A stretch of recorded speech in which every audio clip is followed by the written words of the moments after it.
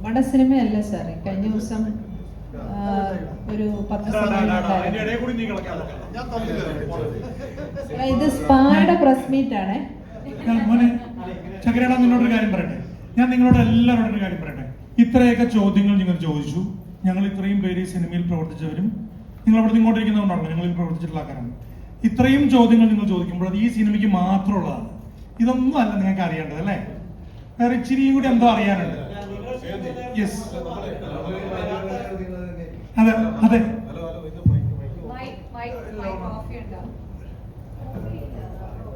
Hello, ഞാൻ അറിയണം.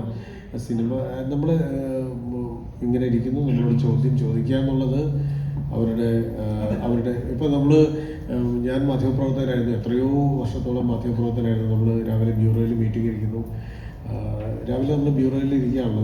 ഇതിന് ശേഷം അതിനൊരു പിന്നെ പല മാധ്യമങ്ങളും ഞാൻ മനോരമയിൽ വർക്ക് ചെയ്തിട്ടുണ്ട്, മംഗളത്തിൽ വർക്ക് ചെയ്തിട്ടുണ്ട്, പത്രത്തിൽ പീരിയോഡിക്കൽസിൽ വർക്ക് ചെയ്തിട്ടുണ്ട്.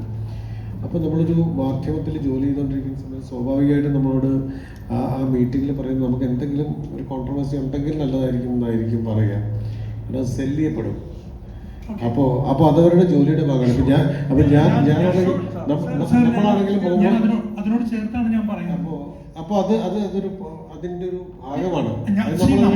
നമ്മൾ ഇത്രയും നേരം അതൊക്കെ എൻജോയ് ചെയ്യായിരുന്നല്ലോ. ഞാൻ ഈ സിനിമയെ കുറിച്ച് ചോദിച്ചു, ഇതൊന്നും അല്ലാതെ ചില കാര്യങ്ങൾ അറിയണമെന്ന് ചോദിക്കട്ടെ. ലോകത്തിന്റെ കീഴിലുള്ള എന്തിനെ കുറിച്ച് അദ്ദേഹം ചോദിച്ചോട്ടെ. ഞാൻ പറഞ്ഞോട്ടെ, നമ്മൾ ചോദിച്ചോട്ടെ. ഞാനൊന്ന് പറഞ്ഞോട്ടെ. എനിക്ക് പേടി. നിങ്ങളെ പണിമുടക്കിന്റെ കാര്യം പറഞ്ഞാണ് എന്റെ പേടി.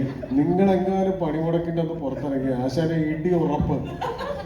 ഞാൻ സത്യത്തിൽ പുള്ളി മുണ്ടക്കയത്ത് ഒരു സാധാരണ ജേർണലിസം കഴിഞ്ഞാണ് അദ്ദേഹം. ജേർണലിസം കഴിഞ്ഞ ഒരു മാധ്യമത്തിൽ ജോലി ചെയ്തിരുന്ന ഒരാളാണ്. എന്നിട്ടും അദ്ദേഹം ഇങ്ങനെയാണ് സംസാരിക്കുന്നത്. അത് നല്ല നാട്ടുവഴക്കമുള്ള ഒരു മനുഷ്യനാണ്, നാട്ടുഭാഷാ വഴക്കമുള്ള ഒരു മനുഷ്യനാണ്. നല്ല പച്ചത്തെറി പറയുന്ന ഒരാളാണ് അദ്ദേഹം. അത് രാവിലെ നേരം കൊള്ളുമ്പോൾ തന്നെ എനിക്ക് ഏതെങ്കിലും പത്രവാർത്ത അയച്ചു തരും. പിന്നെ ആ പത്രവാർത്തയെ കുറിച്ച് അദ്ദേഹം ചർച്ച ചെയ്ത് അവസാനം പിന്നെ തെറിയായി, ഊരമായി. അപ്പോൾ അദ്ദേഹത്തിനുള്ളൊരു പച്ച മനുഷ്യനാണ് അദ്ദേഹം എന്നുള്ളത് കൊണ്ടാണ് അദ്ദേഹം ഇങ്ങനെ സംസാരിക്കുന്നത്. ശ്രദ്ധിച്ച് സംസാരിക്കും. സാർ, ഞാൻ ഇതിന്റെ പ്രൊമോഷന് വേണ്ടി സഞ്ജു നിർമ്മാതാവ് വിളിച്ചപ്പോൾ, സഞ്ജുവാണ് നമ്മുടെ നിർമ്മാതാവ്, അദ്ദേഹം എന്നെ വിളിച്ചപ്പോൾ ഞാൻ ഇതിന് വരുന്നില്ല എന്നായിരുന്നു എൻ്റെ തീരുമാനം. കാരണം സാർ മറ്റൊന്നുമല്ല, കുറെ ഇന്റർവ്യൂസ് ഒക്കെ കൊടുത്തു. അപ്പോൾ ഇനി വേണ്ടാന്നൊക്കെ ചിന്തിച്ച് വീട്ടിലിരിക്കുകയായിരുന്നു.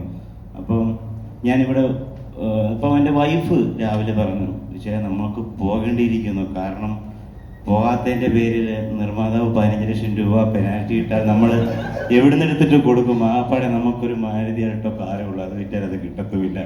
അങ്ങനെ പണമില്ലാത്തതിൻ്റെ പേരിൽ ഇവിടെ പ്രൊമോഷൻ വന്ന ഒരാളാണ് ഞാൻ. അല്ല, അത് നമ്മളത്ര നിസ്സാരവൽക്കരിച്ച് കണ്ട ഇപ്പോഴും വീണ്ടും കുഴപ്പമായി. ഇതെത്ര നിസ്സാരവൽച്ച് എന്റെ പൊന്നെണ്ണ നിസ്സാരവൽക്കരിച്ച് അറിയേണ്ട കാര്യങ്ങളല്ല. അത് ബി ഉണ്ണികൃഷ്ണൻ സാറിനെ പോലെ ഉള്ള ഒരാൾ സീരിയസ് ആയിട്ട് അങ്ങനെ പറയണ്ട. അത് തല്ലുകൊള്ളുത്തരമുണ്ട്. ബി ഉണ്ണികൃഷ്ണൻ സാറിനെ പോലെ ഒരാൾ വളരെ സീരിയസ് ആയിട്ട് ഒരു കാര്യം പറയുന്നു. വളരെ സീരിയസ് ആയിട്ടുള്ള മാറ്ററാണ്. അതിനെക്കുറിച്ചൊരു ഒരു സംവിധായകൻ, ഒരു പ്രൊഡ്യൂസർ അതിനെക്കുറിച്ചൊരു പരാതി പറയുന്നു. ആ പരാതി മുഖ്യധാര മാധ്യമങ്ങളിൽ വന്നതാണ്. അപ്പോൾ അവർക്ക് പരാതി പറയാനൊരു കാരണമുണ്ടാവാം. ബി ഉണ്ണികൃഷ്ണൻ സാർ അതിനെ അഡ്രസ്സ് ചെയ്യണമെങ്കിൽ അതിനൊരു കാരണം ഉണ്ടാവാം.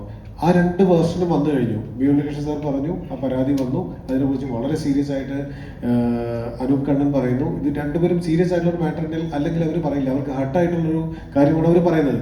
ഇനി അടുത്ത വേർഷൻ ആരെക്കുറിച്ചാണോ പറഞ്ഞത് ആ നടൻ, അദ്ദേഹം അതിനെക്കുറിച്ചുള്ള മറുപടി പറയും.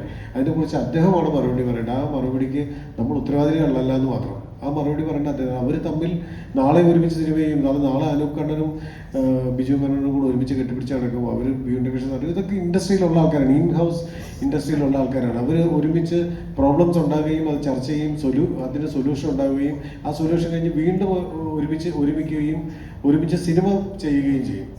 അപ്പോൾ അതൊരു എന്താ പറയുക, സിനിമയിൽ സ്ഥിരം ശത്രുക്കളില്ല എന്ന് പറയുന്നത് പോലെ ഒരു വാക്കുണ്ട്, സിനിമയിൽ സ്ഥിരം ശത്രുക്കളില്ല. അപ്പോൾ സിനിമയിൽ ചിലപ്പോൾ ഒരു ദിവസം വഴക്കിടുന്ന ആളുകൾ, തർക്കിക്കുന്ന ആളുകൾ, നാളെ അവർ ഒരുമിച്ച് ജോലി ചെയ്യും. അവർ ചിലപ്പോൾ ഒന്ന് സംസാരിച്ചാൽ തീരുന്ന, ഒരു ഫോൺ ചെയ്താൽ തീരുന്ന, ചിലപ്പോൾ ഒന്ന് കണ്ടാൽ തീരുന്ന, ഒന്ന് ചിരിച്ചാൽ തീരുന്ന പ്രശ്നങ്ങളേ ഉള്ളൂ പക്ഷേ എല്ലാവർക്കും അവരവരുടേതായ പ്രശ്നങ്ങൾ പറയാനുള്ള അത് അഡ്രസ്സ് ചെയ്യേണ്ടതാണ്. അവർ പ്രശ്നങ്ങൾ പറയുമ്പോൾ എനിക്കൊരു പ്രശ്നം ഉണ്ടായി സ്വാഭാവികമായിട്ട് ഞാൻ അവിടെ ഡയറക്ടർ എന്നുള്ള രീതിയിൽ ഞാൻ എൻ്റെ അസോസിയേഷനിൽ പറയും, അല്ലെങ്കിൽ ഞാൻ